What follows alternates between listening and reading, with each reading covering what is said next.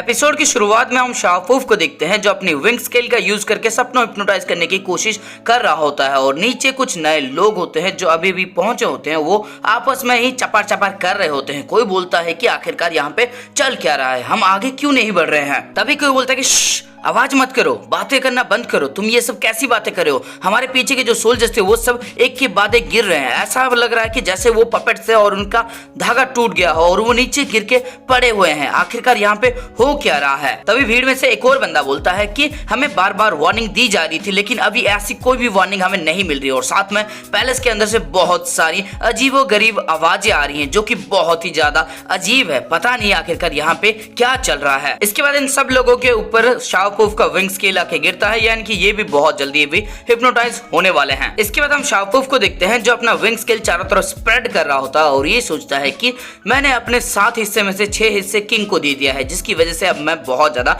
कमजोर हो चुका हूँ, जिसकी वजह से मैं इन सबको अच्छी तरह से हिप्नोटाइज भी नहीं कर पा रहा हूँ। मुझे पीटो के पपेट्स भी दिखाई नहीं दे रहे हैं। तो क्या इसका मतलब ये है कि पीटो उस बच्चे के साथ इतनी ताकतवर और इतनी भयानक फाइट कर रही है कि वो अपना ऑरा यहाँ पे यूज नहीं कर पा रही, अपनी पावर को इन पपेट को नहीं दे पा रही। उस बच्चे को देखने से लगता तो नहीं है कि वो इतना ज्यादा ताकतवर हो सकता है कि वो पीटो को इतनी कड़ी टक्कर दे पाए। हिप्नोटाइज करने के वक्त में अपने क्लोन को यूज नहीं कर सकता, लेकिन मुझे जल्दी करना होगा। मुझे जल्दी से उस लड़की को खत्म करना होगा, चाहे इसके लिए मुझे कुछ भी करना क्यों ना पड़े, क्योंकि ये मेरा आखिरी मौका है। अगर मैं उसको अभी नहीं मार पाऊंगा तो फिर मैं कभी नहीं मार पाऊंगा। इसके बाद हम इकालगो और पाम को देखते हैं जहाँ पे इकालगो बोलता है पाम से कि तुम उन चारों लड़कियों को भी लेके चली जाना। और तब पाम पूछती है क्या वो अभी तक भागे नहीं है, और इकालगो बोलता है नहीं वो नहीं भागे हैं, और जब तुम उनको लेके जा रही होगी तो फिर उनके आंखों को और उनके हाथों को पट्टी से बांध देना ताकि वो मुझे ना देख पाए, क्योंकि अगर वो मुझे देखेंगे तो फिर तुम्हें पता है। इसके बाद पाम बोलती कि हाँ मैं समझ गई, उनको समझाना मुश्किल होगा, लेकिन तुमने ट्रक के अंदर इन दोनों को क्यों भर्ती करके रखा है।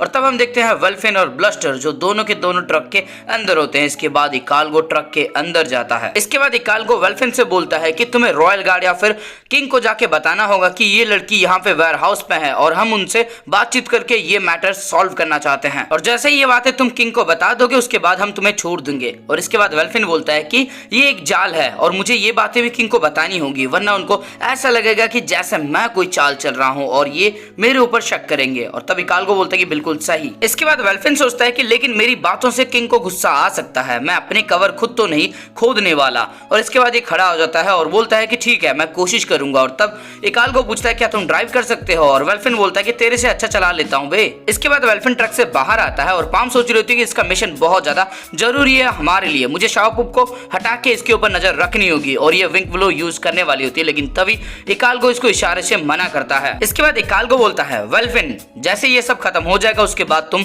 एकदम आजाद हो, तुम जा सकते हो और गायरो को जाके मिल सकते हो। और इसके बाद वेल्फिन बहुत ही ज्यादा आग बबूला हो जाता है और बोलता है कि कुत्ते अगर तूने फिर से उसका नाम मेरे सामने लिया तो फिर मैं तेरे को खत्म कर दूंगा, तुम कभी भी मेरी बातों को समझ नहीं पाओगे। और तभी इकालगो बोलता है कि मैं समझता हूँ जायका हॉल, जिसके बाद इसके तोते उड़ जाते हैं। ये बहुत ही ज्यादा हैरान हो जाता है क्योंकि जायका हॉल इसका इंसानी नाम होता है। इसके बाद वेल्फिन बोलता है कि तुम्हें कैसे पता, मैंने इसके बारे में कभी किसी को नहीं बताया। और तब इकालगो बोलता है कि मुझे अपने बारे में नहीं पता, मुझे नहीं पता कि मेरा इंसानी नाम क्या है, लेकिन जब हम दोनों काइमेरा नहीं हुआ करते थे तब हम दोनों अच्छे दोस्त थे। वो सब यानी कि काइमेरा एंड्स हमारे दुश्मन है, तुम्हारे दुश्मन है, मेरे दुश्मन है, एनजीएल के वो दुश्मन है। ब्लस्टर भी हम में से एक है जो भूल चुका है सब कुछ, लेकिन वो भी हम में से एक है, उसको भी अपने साथ लेके चले जाओ। इसके बाद वेल्फिन गाड़ी के अंदर जाके बैठ जाता है और ड्राइव करने वाला होता है, लेकिन तभी ये इकालगो से सवाल करता है कि तुम्हें कैसे पता है। और इकालगो बोलता है कि क्या मतलब है तुम्हारा। और तब वेल्फिन बोलता है कि तुमने कहा कि मैं जाके गायरो को ढूंढूं, यानी कि वो जिंदा है, तो तुम्हें कैसे पता है कि वो जिंदा है। इसके बाद इकालगो बोलता है मुझे नहीं पता, लेकिन मुझे भरोसा है कि वो जिंदा होगा, क्योंकि हम दोनों भी जिंदा है और वो जिस तरह का इंसान है वो इतनी आसानी से मर नहीं सकता। इसके बाद वेल्फिन गाड़ी लेके यहाँ से निकल जाता है और वो काफी गुस्से में होता है। इसके बाद हम यूपी को देखते हैं जो सोच रहा होता है कि पूफ क्या तुम सच में ऐसा चाहते हो कि मैं यहाँ पे इंतजार करूं? 10 मिनट हो चुके हैं, पीटो का कोई अता पता नहीं है, पता नहीं पीटो यहाँ पे आएगी भी या फिर नहीं आएगी। इसके बाद हम वेल्फिन को देखते हैं जो एक जगह पे रुकता है और ट्रक से उन चारों लड़कियों को बाहर निकालता है और बोलता है कि अपनी हाथ की रस्सियां खुद खोल लेना और उसके बाद एक ट्रक लेके यहाँ से भाग जाना। जैसे ही तुम यहाँ से भाग जाओगी तब तुम्हें समझ आ जाएगा कि अंदर यहाँ पे क्या चल रहा था। इसके बाद वेल्फिन यहाँ से निकल जाता है और सीधा पहुंचता है मेन गेट के पास, जहाँ पे ये सोचता है कि मुझे बुरा तो लग रहा है कि इसको भरोसा करने के लिए, लेकिन इकालगो एकदम सही था। गायरो इतनी आसानी से मर नहीं सकता, उसको सिर्फ मारने से उसका मकसद बंद नहीं हो सकता। गायरो अभी भी काइमेरा एंट के रूप में कहीं पे जिंदा होगा, यानी कि ये सब काइमेरा एंट्स हमारे दुश्मन हैं और इकालगो ने मुझे इस बात का एहसास दिलाया है और इसीलिए मैं उसका एक बात मानूंगा, मैं उसका मैसेंजर बनूंगा, उसका मैसेज जाके किंग को दे दूंगा। इसके बाद वेल्फिन कुछ कोड्स दबाता है और उसके बाद शटर ओपन हो जाता है और वहां से निकलने लगता है। तभी यूपी इसको देख लेता है और यूपी जैसे ही ट्रक को देखता है वैसे ही तेजी से ट्रक के सामने जाकर ट्रक को रुकने के लिए बोलता है और वेल्फिन देखता है कि इसके सामने यूपी होता है। ये यूपी को पहचान लेता है और दिल में सोचता है कि एक रॉयल गार्ड तो यहीं पे मिल गया मुझे। इसके बाद वेल्फिन ट्रक से बाहर आता है और बोलता है, सर यूपी कमोगी वेयरहाउस के अंदर है दुश्मनों के साथ और हमारे दुश्मन चाहते हैं कि उसको एक्सचेंज करे अपने दोस्तों के साथ, तो क्या आप जाके ये मैसेज किंग को बता सकते हैं। इसके बाद यूपी बोलता है, ठीक है मैं समझ गया, और दिल में सोचने लगता है कि किंग और हमारे बीच में एक गेम चल रहा है तो किंग को बताने की कोई जरूरत नहीं है। अगर ये बात यूपी ने पहले से ही पता लगा ली थी तो फिर वो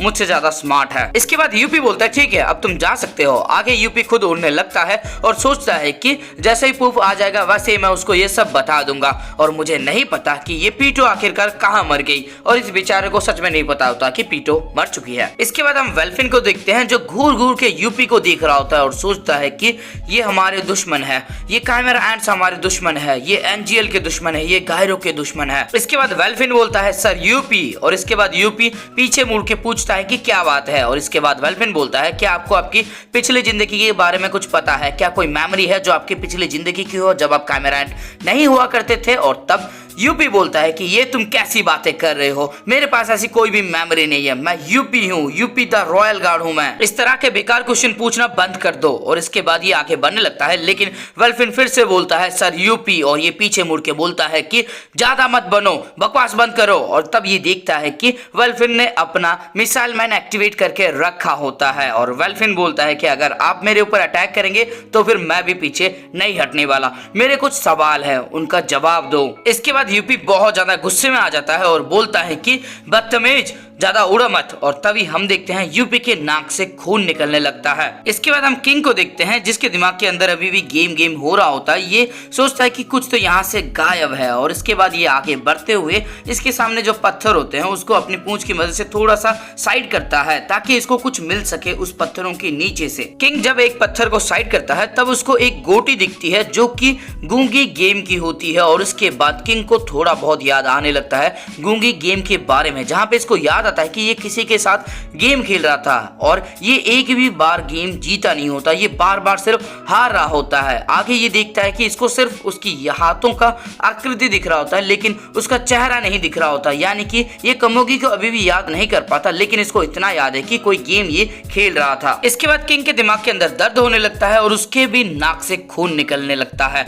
इसके बाद किंग उसी जगह पे बैठ जाता है। इसके बाद हम लोगों को देखते हैं जो हिप्नोटाइज हो चुके होते हैं अच्छी तरह से और शाहपुब को देखते हैं जो उड़ते हुए सोच रहा होता है कि जितना मैंने सोचा था इससे ज्यादा टाइम मुझे यहाँ पे लग गया, पीटो अब तक वापस आ चुकी होगी और किंग के पास ज्यादा धैर्य नहीं होगा, मुझे यूपी को ढूंढना होगा। और ये यूपी को ढूंढने के लिए इधर उधर देखने लगता है। तभी इसको कुछ दिखाई देता है, ये तेजी से वहां पे उड़ के जाता है और जब ये वहां पे पहुंचता है तब हमें पता लगता है कि यूपी वहां पे मरा पड़ा है। यूपी के नाक से खून निकल रही होती है और वो मर चुका होता है और शाहपुब बोलता है, यूपी ऐसा नहीं हो सकता। और इसके बाद हमें पता लगता है कि पाम भी ये सब देख रही होती है अपनी विंग ब्लू की मदद से। इसके बाद पाम बोलती है कि अब सब कुछ सही है और इकालगो बोलता है कि तुम ये क्या कह रही हो पाम। इसके बाद हम शाहपुफ को देखते हैं जो लोड मैरियम करते हुए सीधा किंग के पास पहुंचता है और किंग से बोलता है कि शाहपुफ को किसी ने मार दिया, हमारे दुश्मन बहुत ज्यादा खतरनाक है, हमने जितना सोचा था उससे ज्यादा। लेकिन किंग बोलता है कि पीटो कहाँ पे है और शाहपुफ हैरान होकर बोलता है कि पीटो अभी तक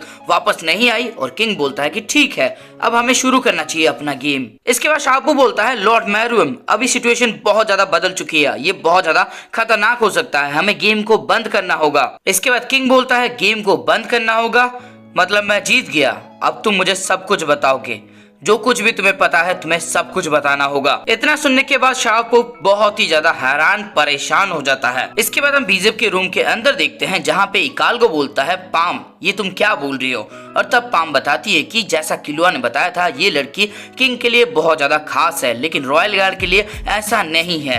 पीटो इसको बचाना चाहती थी लेकिन शाहपुफ वहीं पे इसको खत्म करना चाहता था। मतलब ये लड़की किंग के लिए एक दोधारी तलवार है, लेकिन इकालगो बोलता है कि ऐसा होना नामुमकिन है। रॉयल गार्ड्स ऐसे नहीं हो सकते, वो सिर्फ किंग की बातें मानते हैं। इसके बाद पाम बोलती है कि तो फिर हम दोनों इंसानों के लिए काम क्यों कर रहे हैं, ये तो काइमेरा एंड के लिए इम्पॉसिबल था। जिसको सुनने के बाद इकालगो का फ्यूज उड़ जाता है। आगे पाम बताती है कि जब से ह्यूमन डीएनए आ चुका है काइमेरा एंड के बाद, काइमेरा एंड कुछ ऐसी चीजें भी कर सकते हैं जो वो पहले नहीं कर सकते थे। मुझे माफ करना, लेकिन मेरा पॉइंट बस इतना है कि रॉयल गार्ड किंग के लिए लॉयल हो सकते हैं, लेकिन एक दूसरे से नाराजगी जता सकते हैं, एक दूसरे से अलग हो सकते हैं, उन दोनों का नजरिया अलग हो सकता है। ये लड़की किंग के लिए खास है, इसलिए पीटो इसको बचाना चाहती थी, लेकिन शाहपुफ इसको खत्म करके सारा झंझट ही खत्म करना चाहता था, और दोनों ही एकदम सही है अपनी जगह पे। इसके बाद इकालगो बोलता है ठीक है अभी के लिए मैं तुम्हारे ये पॉइंट मान लेता हूँ, लेकिन तुमने कहा था कि हम दोनों ठीक हैं, इसका क्या मतलब हुआ। इसके बाद पाम बोलती है कि किंग ने अपना एन यूज करके 20 मिनट हो चुके हैं,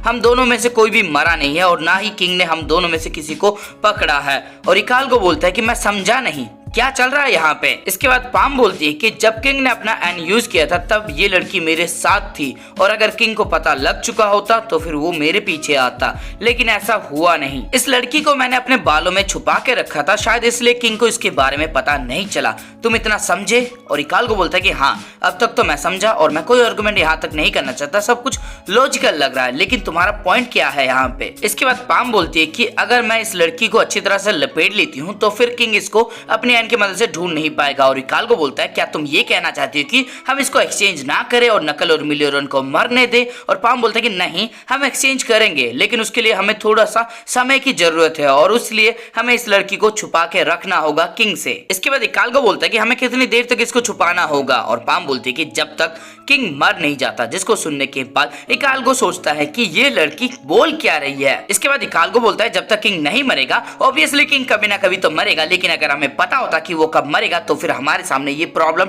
नहीं होती। मुझे अच्छी तरह से समझाओ कि तुम क्या कहना चाहती हो। इसके बाद पाम बोलती है कि किंग मरेगा, वो बहुत जल्दी मरने वाला है, अगले कुछ घंटों के अंदर वो मर जाएगा। और तभी हम देखते हैं पाम के पीछे पुअर मैन्स रोज भी होता है। इसके बाद पाम और इकालगो दोनों बेसमेंट के बहुत ही ज्यादा नीचे आते हैं ताकि ये कमोगी को अच्छी तरह से छुपा सके। हम देखते हैं कमोगी को जिसको इन्होंने अच्छी तरह से लपेट रखा होता है और उसको एक बॉक्स के अंदर बंद करके ये अंदर की तरफ धकेल देते हैं ताकि किंग इसको कभी ढूंढ ही ना पाए। इसके बाद पाम बोलते है कि चलो हो गया हमारा काम, बस अब बातचीत करना बाकी रह गया है। इसके बाद इकालगो अपना सर झुका लेता है और पाम बोलती है कि मुझे पता है हम जो काम कर रहे हैं ये बहुत ही ज्यादा निर्दयियों वाला काम है, ये जालिमों का काम है। इंसान और काइमेरा एंट बिल्कुल भी अलग नहीं है। नहीं, इंसान बहुत ज्यादा जालिम है, बहुत ही ज्यादा वो निर्दयी है। इंसानों के बीच में अब इंसानियत नाम की कोई चीज नहीं बची है। इसके बाद हम देखते हैं किंग को और उसके पीछे होता है शाहपुफ जो सोच रहा होता है पीटो पीटो पीटो,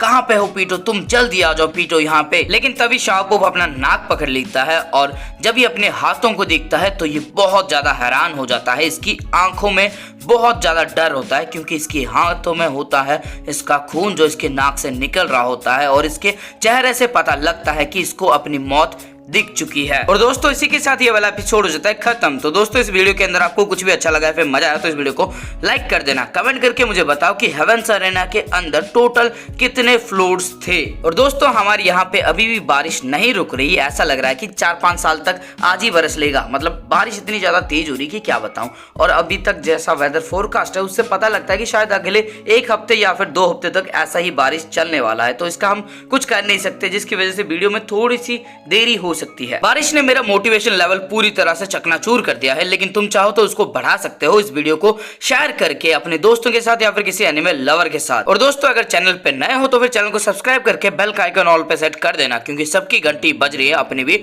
बज जानी चाहिए। तो घंटी को एकदम जोरों से दबा देना, एकदम टन करके आवाज आ जानी चाहिए।